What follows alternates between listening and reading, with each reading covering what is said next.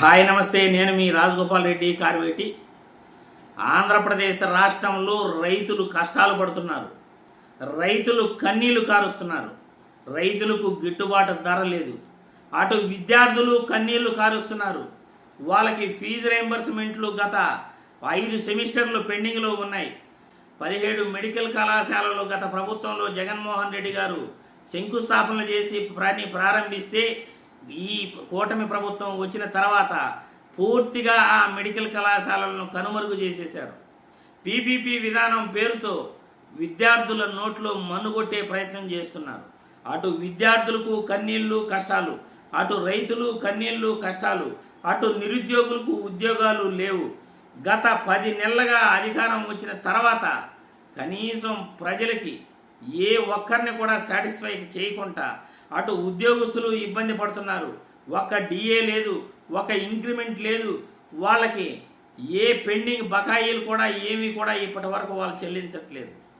మీ ప్రభుత్వంలో ప్రతి ఒక్కరూ కూడా అష్ట కష్టాలు పడటమే తప్ప మీరు ప్రజలకు ఏం చేస్తున్నారు అని మిమ్మల్ని ప్రశ్నిస్తున్నా. రాష్ట్రంలో మీరు అధికారంలోకి వచ్చిన తర్వాత ఈ 10 నెలల్లో దాదాపు 1.5 లక్షల కోట్ల పైనే అప్పు చేశారు. ఆ డబ్బంతా మీరు ఎక్కడ ఖర్చు పెడుతున్నారు అని ఈ వీడియో ద్వారా ప్రశ్నిస్తున్నా. ప్రజలు కట్టే పన్నులు, ఇప్పటి వరకు మీరు చేసిన 1.5 లక్ష కోట్ల పైనే అప్పులు, ఇవన్నీ కూడా అమరావతిలో కుమ్మరిస్తున్నారు. దీనికి ప్రధాన కారణం అక్కడ మీ భూములు ఉన్నాయి కాబట్టి అమరావతిని ఎలాగైనా మేము ఈ 5 సంవత్సరాల లోపల అభివృద్ధి చేసేసేయాలి, లేకపోతే జగన్మోహన్ రెడ్డి అధికారంలోకి వస్తే మళ్ళీ మా భూముల వాల్యూ పడిపోతుంది, మా అమరావతి విషయం అసలు పట్టించుకోడు అని రాష్ట్ర ప్రజల సొమ్మునంతా కూడా అమరావతిలో ఖర్చు పెడుతున్నారు. ఈరోజు రైతుల గురించి పట్టించుకోవట్లేదు, విద్యార్థుల గురించి పట్టించుకోవట్లేదు, అటు నిరుద్యోగుల గురించి పట్టించుకోవట్లేదు, ఉద్యోగస్తుల గురించి పట్టించుకోవట్లేదు. రాష్ట్రంలో ప్రజలందరినీ కూడా ఏడవమని చెప్పి మీరు మాత్రం అమరావతిపై అప్పులపైన అప్పులు చేస్తూ రాష్ట్ర సంపదనంతా అక్కడ పెడుతూ అటు రాయలసీమ ప్రాంత వాసుల్ని, అటు ఉత్తరాంధ్ర వాసుల్ని పూర్తిగా మోసం చేస్తున్నారు. ఎందుకంటే అటు రాయలసీమలోను ఉత్తరాంధ్రలోను ఎక్కడా అభివృద్ధి ఏమీ కనబడట్లేదు, ఎక్కడా డెవలప్మెంట్ అనేది ఎక్కడా కనబడట్లేదు. కొత్తగా వచ్చిన ఫ్యాక్టరీలు లేవు, కొత్తగా వచ్చిన బిల్డింగ్లు లేవు, కొత్తగా వచ్చిన అభివృద్ధి ఎక్కడా కూడా లేదు.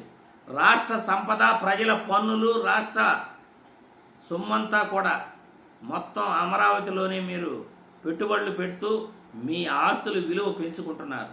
ఇది తప్పు కాదా? ప్రజలను మోసగించడం కాదా? ప్రస్తుత అవసరాలను పూర్తిగా మైమరిపించి ప్రజలు పడుతున్న కష్టాలను పట్టించుకోకుండా, రైతులకు గిట్టుబాటు ధర కల్పించకుండా, రైతులకు పంట రుణాలు ఇవ్వకుండా, రైతులకు ఎరువులు విత్తనాలు సకాలంలో చెల్లించకుండా రైతుల్ని ఇబ్బంది పెట్టడం, నిరుద్యోగులకు ఉద్యోగాలు కల్పించకపోవటం, విద్యార్థులకు ఫీజు రీయింబర్స్మెంట్ చెల్లించకుండా వాళ్ళని ఏడిపించటం, విద్యార్థులకు మెడికల్ కాలేజీలు రాకుండా వాళ్ళని ఏడిపించటం, ప్రభుత్వ ఆసుపత్రుల్లో మందులు లేకుండా ప్రజలను ఏడిపించటం, ప్రభుత్వ బడుల్లో మంచి భోజనాన్ని కూడా పెట్టకుండా ప్రభుత్వ బడుల్లోని పేద విద్యార్థులను కూడా మోసం చేయటం, ఇది అన్యాయం కాదా అని నేను ఈ ప్రభుత్వాన్ని ప్రశ్నిస్తున్నాను.